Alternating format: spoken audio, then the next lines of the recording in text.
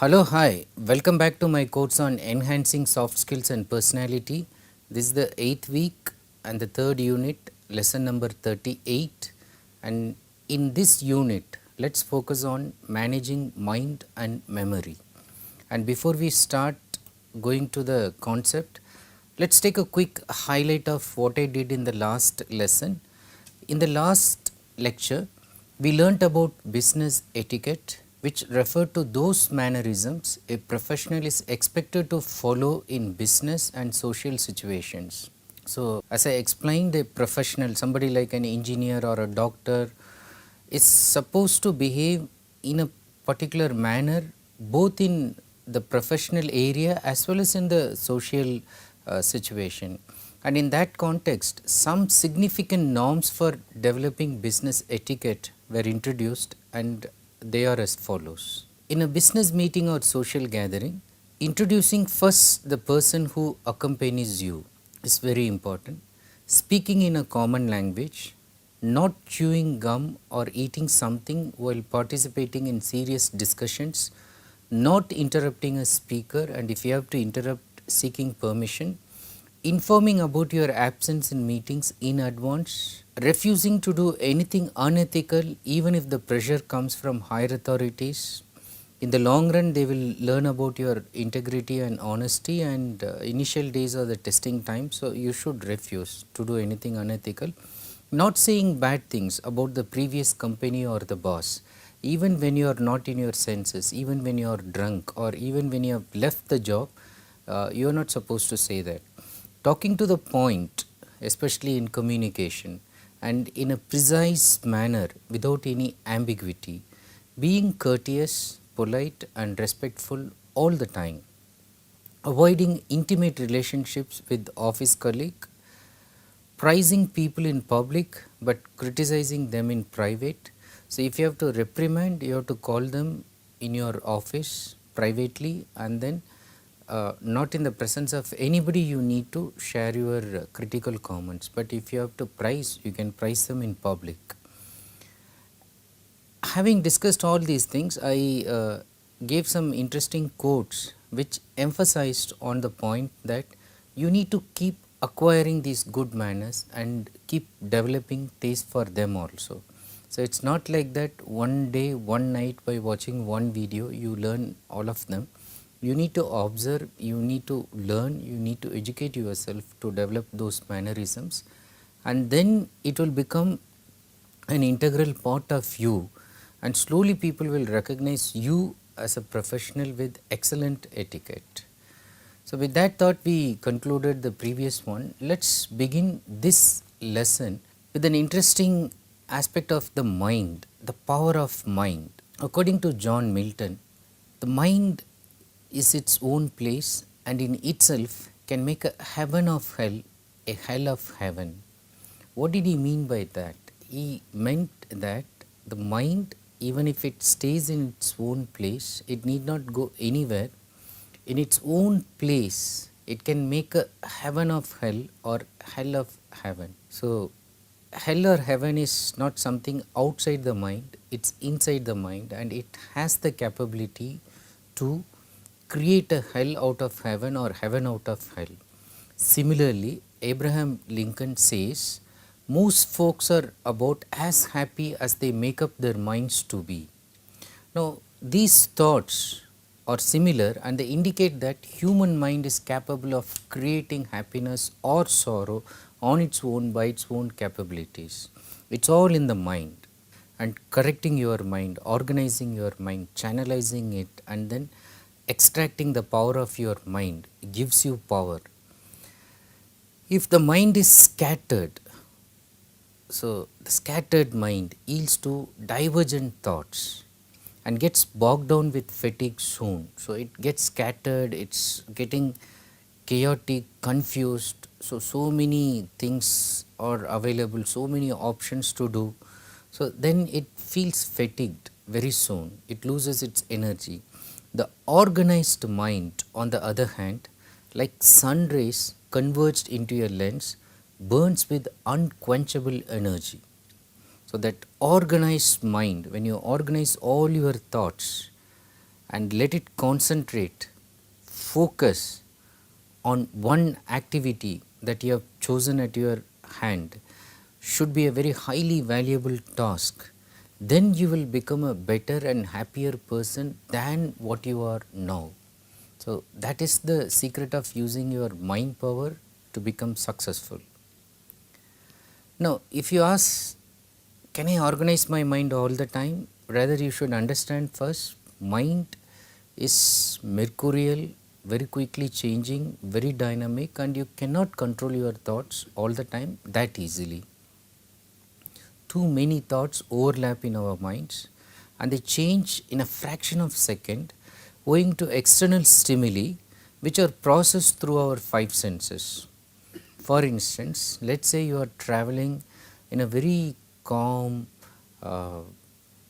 area where you are surrounded by scenic beauty, okay, and then you are on a train, and then the beauty itself is evoking you to write some poem. You are in a very poetic thought and then some nostalgic moments. So, you are completely immersed in very beautiful thoughts. Now, this moment which is felt by you with overwhelming beautiful thoughts can be changed quickly by some shocking thing found on the road. Let us say you find a jackal eating a dead body, or you see suddenly an accident, something that is horrifying and something that is striking your eyes, maybe the blood freshly oozing out of the body that was hit in the accident. Now, this thing in reality will just hit you, and then the thoughts that were coming as a flow will just go away. It will be distracted. So, every time, so through eyes you are getting, through ears some noise, some songs, through touch, okay, through all your sense organs, whatever you are receiving as inputs. So, they go and give a kind of eternal flow to your thoughts. So, it is very important that you need to organize and focus it in one direction, and you need to give that direction.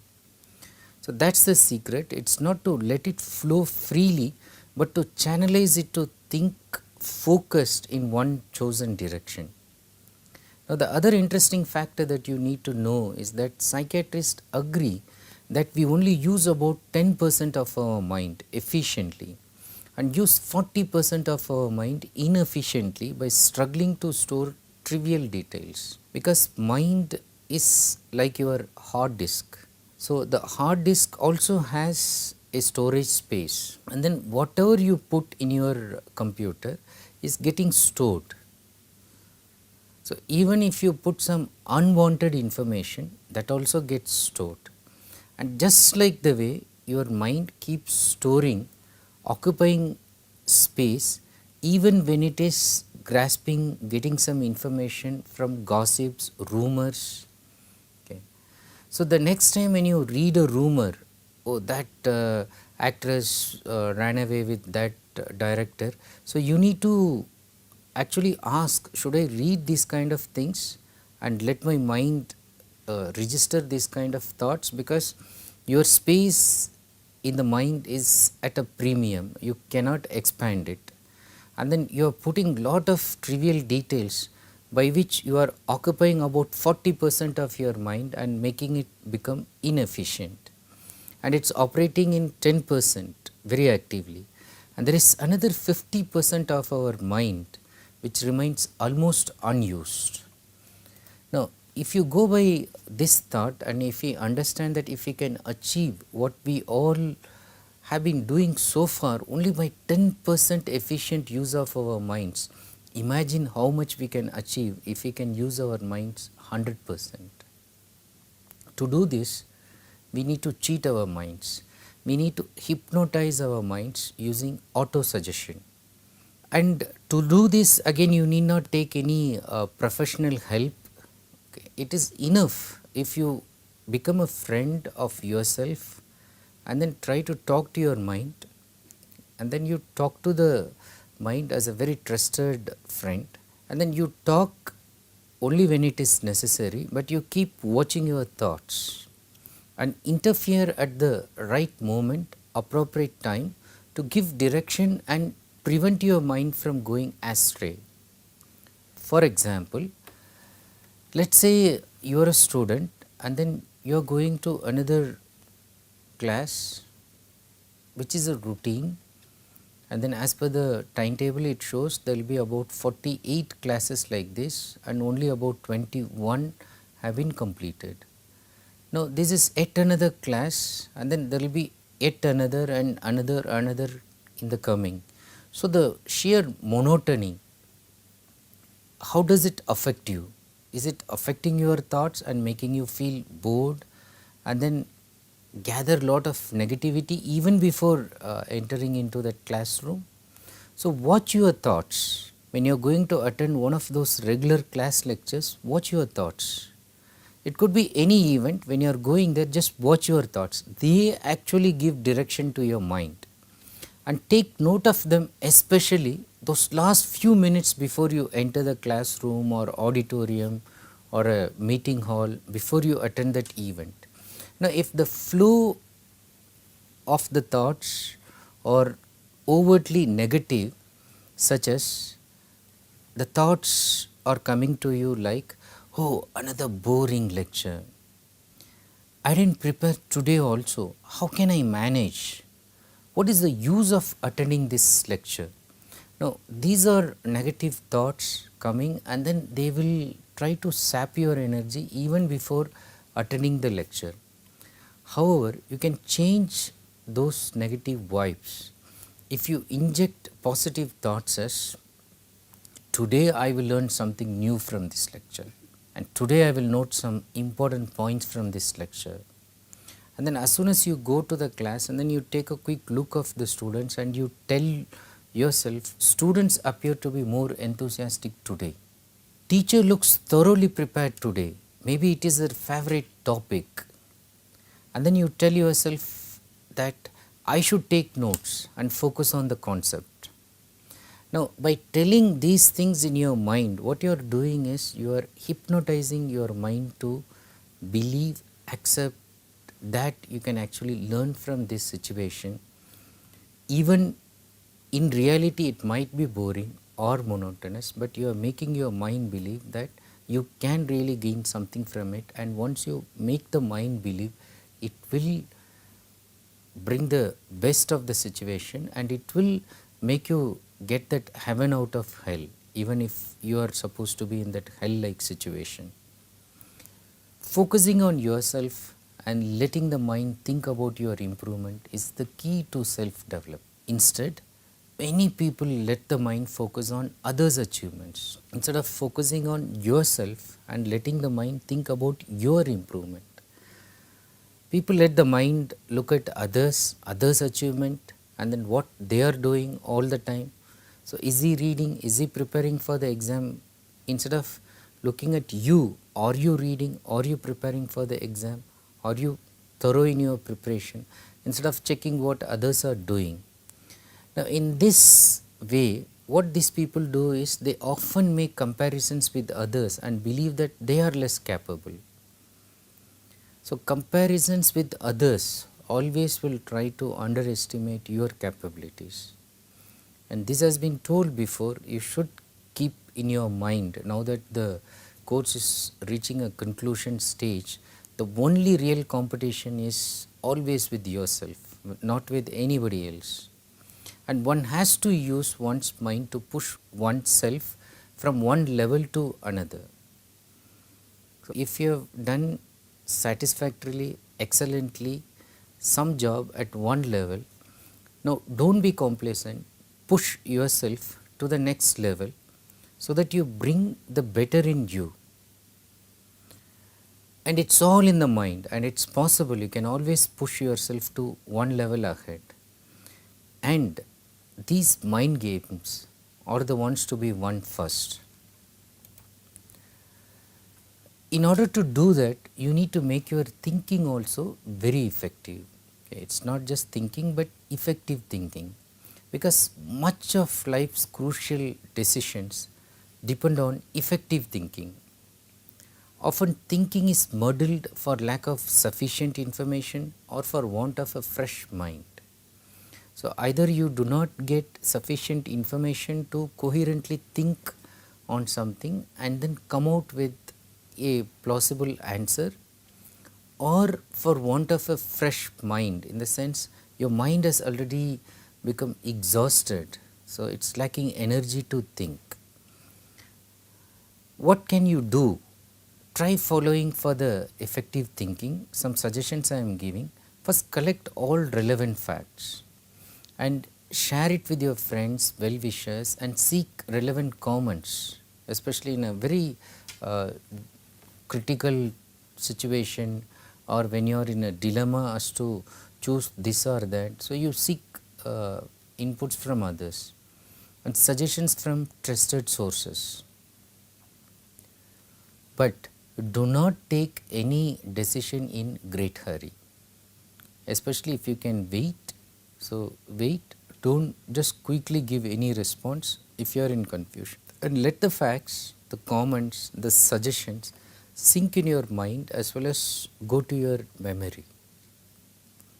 And if something started in the morning, let it sink and then take a good sleep, sleep well, and then let these suggestions and other things work in your subconscious mind and think afresh in the morning. In fact, when you get up in the morning, like a flash, you may get some good suggestions which you didn't get before when the brain was feeling exhausted. Now, even if you don't get it, the other option is choose open space for a thoughtful walk. So, you can go to your garden, you can walk near seashore if it is possible, or some natural surrounding. So, just go where you are not crowded by people or a lot of artificiality. Be with the nature, and then you will get the suggestions which you would not get if you just sit in crammed spaces and then surrounded by people. So, you may not get that. So, try that thinking afresh and try to get that out of the box thinking by just going out. And at the same time, try to listen to your instinct and allow gut feelings to prompt right action. After feeding all these things, instead of just getting confused or feeling compelled by some external things, even by advertisements or even by somebody's strong pushing, so do not make a wrong decision. But if you listen to your instinct and then if you allow your gut feelings to prompt the right action, it will. The other interesting thing is, most of the times when we are confused and asking people, so whether it is a management expert or a well-wisher or a psychiatrist or a consultant or even an astrologer, when you go and ask, is it right thing, is it the right time, can I do this or not, is it good for my friend, is it good for my son or daughter, when you ask all these things, most of the times you ask rhetorical questions. So, in the what are rhetorical questions? Rhetorical questions are questions which have answers inbuilt in them. The answers are there already. So, when you ask these questions, so the people at the other end, they understand your mindset, they know that okay, you want to do this at this time and you want somebody to say that. So, when you ask the questions, you will put all these things before others and the other person can easily grasp, especially somebody like an astrologer or a very good consultant. Okay, they will be able to tell immediately, oh, this is the thing you should be doing. Okay. Sometimes they are actually supporting your prejudice, sometimes they are actually trying to make you come out with a clear understanding of what you want. As it is said that when you toss a coin and then before it falls down, and whether you have to decide between head or tail, but the heart already waits for something. If it is head, you have already decided it should be the one. And then where is it the heart pining for, where it is inclined towards. So that tells you what you are really interested in. So just like the tossing, you are actually tossing your ideas before people and then seeking their responses for the correct direction. But however, I just want to tell you that most of the times we ask these rhetorical questions, but if we can put that to ourselves and then let it sink and then let our instinct work on it, we don't even have to ask anybody and we'll be able to get the right decision for ourselves. So that can be done through effective thinking. So that is what I wanted to tell you in terms of effective thinking. Now, the next important thing in terms of using your mind is trying to link that with your memory, because mind and memory go hand in hand, and a very well organized mind is clearly backed up by excellent memory. So when you praise somebody for organizing things so effectively in the mind, you only give credit to the person's memory to keep things in order, retrieve things in whatever order that is required, and then restore. Okay, and then this ability to use the short term memory as well as the long term memory to synchronize between these two. So that is done using a very good coordination between well organized mind and excellent memory. Human mind and memory work through association of ideas. Now this is very important. You need to associate ideas, you need to group them, you need to link them, you need to cluster them.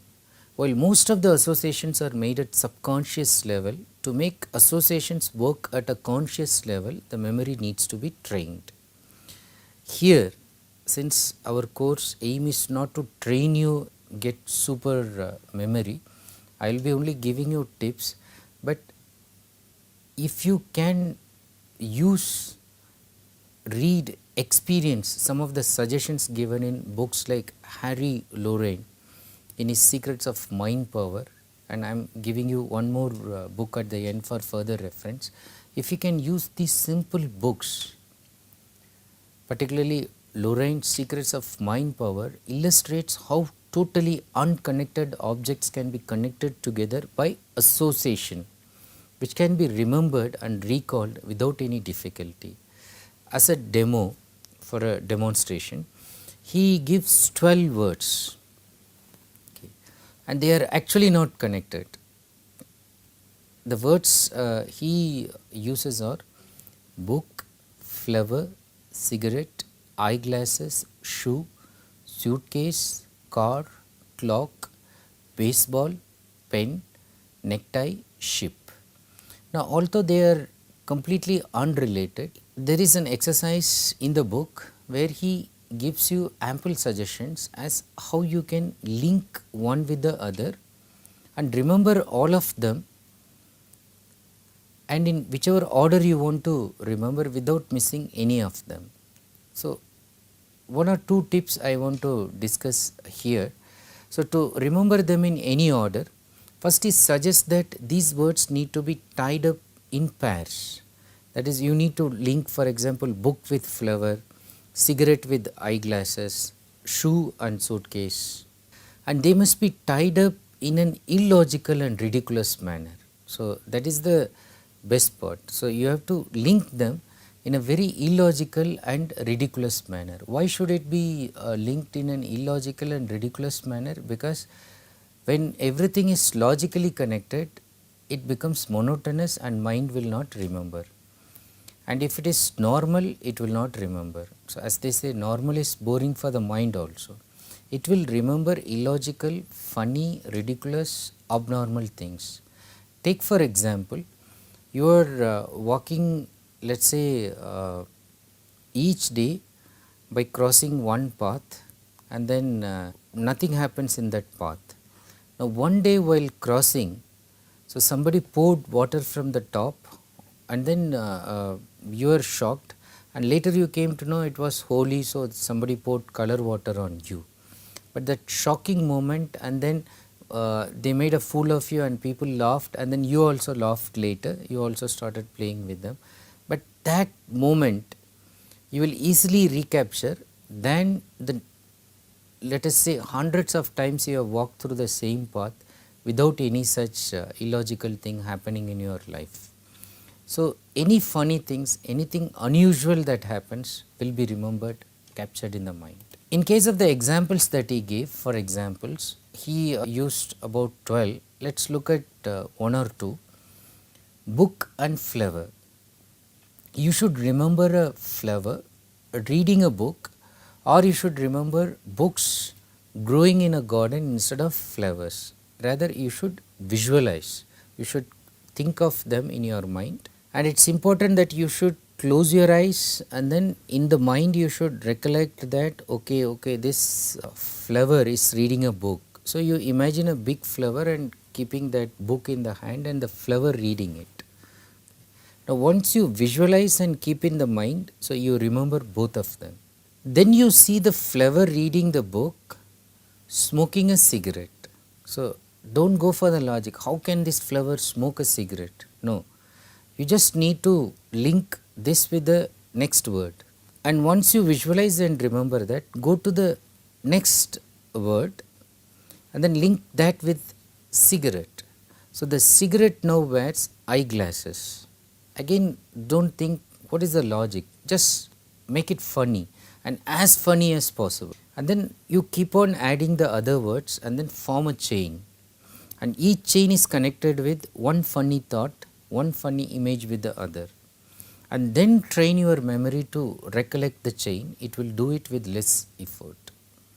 The other techniques like Lorraine and others suggest in terms of remembering numbers or linking numbers with images, it is like, you can say, slightly the other way around, or pictures which resemble the number. So, let us take a quick example. For example, if you have to remember 1, so you have to remember objects which look like 1, for example, an umbrella or a cigarette or a chalk piece or pen, pencil. So, anything that you will be able to recollect 1. 2, you may remember 2 in terms of your eyes, or 2 leaves, or anything that will bring your mind 2 quickly. And you do not have to look at the examples which I am giving. So, in terms of 3, you can remember a coconut with 3 eyes, or Lord Shiva with 3 eyes, or anything that will bring to your mind 3. For 4, chair, because it has 4 legs, car, 4 wheels. So, anything that you can recollect with 4. For 5, for example, 5 star. So, you need to remember the number or order by first linking it with the objects. So, you can go up to 100 if you wish, but at least up to 20 if you make linking objects with the numbers, then you will be able to remember a number. Suppose they say that we need 12, okay, or on 12th the date. So, you always forget dates, they say that it is on the 12th. So, how do you remember this 12? So, you can remember, for example, a pencil in the middle of your eyes, or somebody has put the pencil. So, pencil 1 and eyes 2, 12. So, once you visualize this image and recollect the image, 12 will come to your mind. Let us say they say we are ordering for 51 this time. So, to remember that number, so you can 5, already we thought it will be 5 star. So, if you think like 1, for example, we associated with cigarette. So, a 5 star smoking, or a 5 star just holding an umbrella, okay, just even you make that like a cartoon or like a clip art, and you imagine this 5 star funnily holding an umbrella, and then you will be able to remember that 5 for this star and then umbrella for 1, and you will never forget that it is 51. So, these are simple mind games that you can play by association. We will look at more interesting tips and in terms of managing your memory, improving your memory, and then make the mind function effectively, and then make it help you to develop your personality in better and happier manner. Now, before I conclude, I want to leave you thinking of two interesting quotations about freedom and learning. What is freedom? If a man does only what is required of him, he is a slave. So, the job says you need to work 9 to 5, you will work from 9 to 5 exactly, or some of you finish the job by 4:30. You will work only what is required. Anything, you have to read only this syllabus for the exam, you will read only that much. According to A.W. Robertson, you are a slave if you do only what is required of you, because you are always bound by what is given to you, what is restricted by somebody from outside. So, you will remain a slave. The moment he does more, he is a free man. The moment you come out of that, come out of the syllabus, do something extra, come out of that time that has been imposed on you, do something extra, keep something in advance, you are free. Nobody can restrict, nobody can control you. So, freedom is not by doing less, not by restricting, confining you to what is less expected from you, but freedom is gained by learning more, seeking more, and then exceeding in terms of what is actually required from you. The second quote is in a sense related, that is in terms of learning. So, to free yourself, you need to learn constantly. And this is from Knight Dunlap. He says, it is no great exaggeration to say that living is for the most part learning. He says that I am not exaggerating, living for the most part it means only learning, and that the remainder of life is merely the carrying on in practice what has previously been learned. So, the remainder of life is merely the carrying on in practice what has previously been learned. So, whatever is remaining in the life is based on what you have learned before. We begin to learn as soon as we begin to live. So, living and learning is a kind of process that happens, goes together. Very probably the learning process commences sometime before birth. It does not appear probable that we cease to learn until we are in the actual clutches of death. When do we stop learning? Only when death has come to us. So, till death you keep learning, you keep improving, you keep developing yourself. So, it is the fixed mindset that thinks that learning is completed when you have completed whatever is given in the syllabus, and when you have completed and got a certificate, but active learning begins after that, along with that, and it never stops there. So, with that thing, wishing that you will keep learning forever and learning as long as you live, try to refer to these two books, one by David Thomas on improving your memory, the other one is by Harry Lorraine, which I mentioned already while discussing with you. It is on secrets of mind power. These two books can really work wonders for you in terms of improving your memory as well as using your mind as a very powerful tool in shaping your personality. So, with this I take leave from you, wishing you all the best. Thank you so much for watching this video. Have a very nice day.